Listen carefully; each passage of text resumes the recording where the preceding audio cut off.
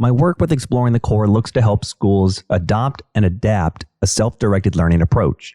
What we see in classrooms is typically focused on instruction and reporting of student academic growth. And when we talk about effective teaching, it's usually about the intuitive connections teachers are making with their students, often addressing social and emotional learning in the process.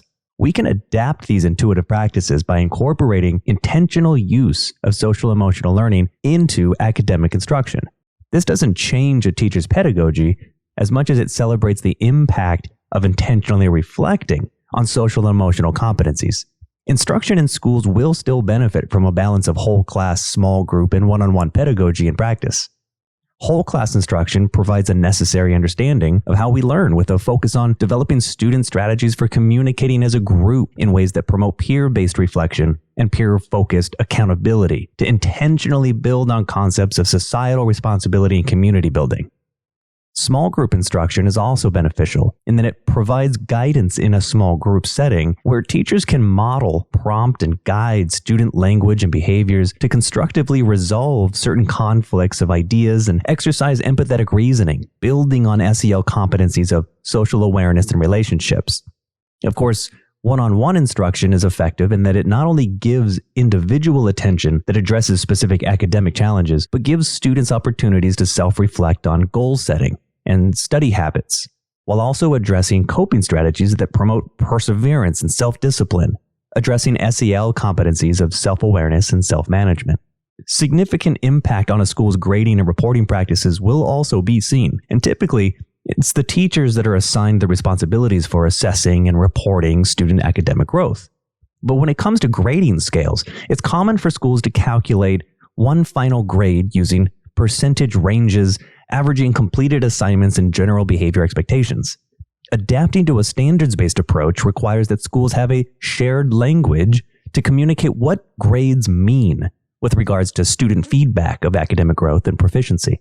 Students are coached to understand that each skill will receive a score that clearly defines a depth of proficiency so that growth can be tracked in ways that students communicate over time. When it comes to reporting, students are also coached to learn how to track growth towards proficiency. Traditionally, it's the teachers who are responsible for reporting student growth, and it may start out that way. This process develops across grade levels with a developmental mindset, supporting students in developing appropriate levels of goal setting and reflection to develop a capacity for self-directed learning.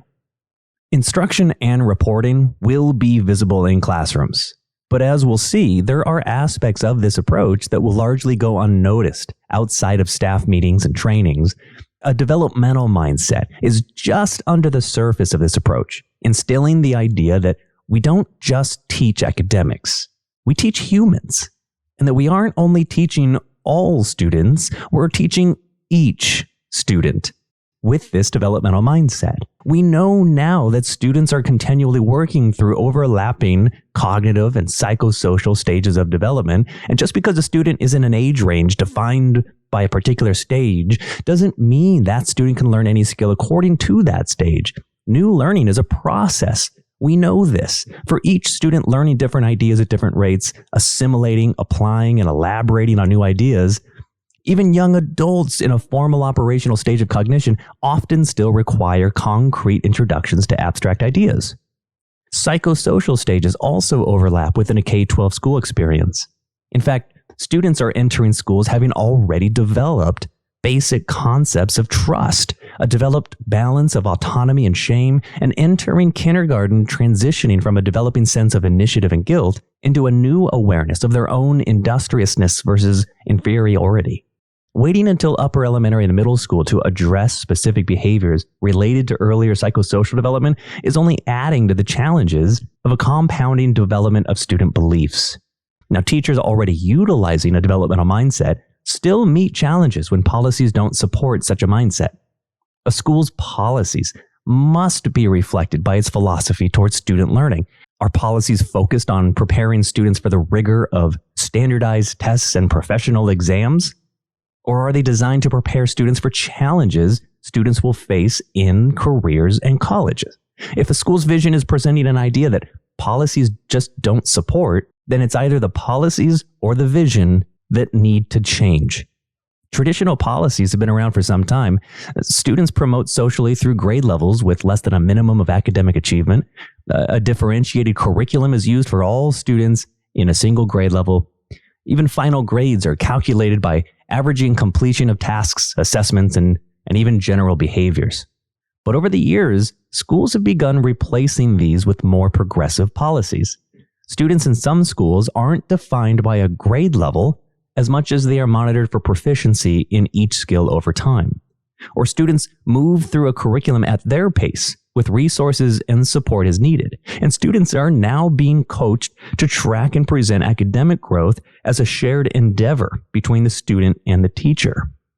The schools that are shifting their policies share a particular set of hidden elements, which are often at the root of many challenges for new programs and even new ideologies. There are 7 of these elements that I refer to that serve to define these underlying shifts. The first is relationships. How we structure our hierarchy of power between each role and their responsibilities can often become blurred over time, with one role taking on too many small responsibilities of others. Setting clear boundaries can help avoid confusion about what challenges can be addressed by one person and which challenges may need a more strategic approach. The second is traditions. How we prioritize habits and celebrate traditions can shape our beliefs toward day-to-day responsibilities. Oversight and accountability of behaviors that develop specific beliefs will help maintain meaningful habits in support of those desired norms and traditions over time. The third is art and literature. How we interpret the use of art and literature reflects how we see ourselves and the world around us. It's important to celebrate the meaning more than the mode of how art and literature is expressed. The fourth element is language, because how we interpret words and symbols in different environments can easily confuse a person developing their own code-switching capacity for language. Listening to how words are used is as important as which words are used, especially when shifting a school's shared vision. The fifth element is government. How we make decisions, whether it's top-down mandates or bottom-up democracies, it's important to take ownership of any disparities between how decisions are actually being made and how your vision needs them to be made. The sixth element is resources. The way a school not only collects resources, but manages and distributes them can reflect a school's priorities. Once a self-directed vision is accepted, resources may need to be reconsidered to account for a shift in priorities and values. And the last element is philosophy.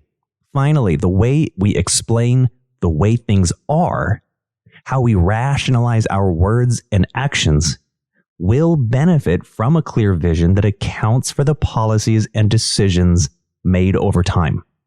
Being clear in why decisions are being made can speak to a variety of different elements, all with this element of philosophy. Efforts needing to be made above the surface in order to adapt to a self-directed learning environment. Visible efforts above the surface will need to be made while simultaneously addressing unseen aspects of change to a system's infrastructure and beliefs. Learn more about adopting and adapting a self-directed learning environment by following or subscribing to our pages on Facebook, Twitter, YouTube, and Instagram, or visit exploringthecore.com for more information.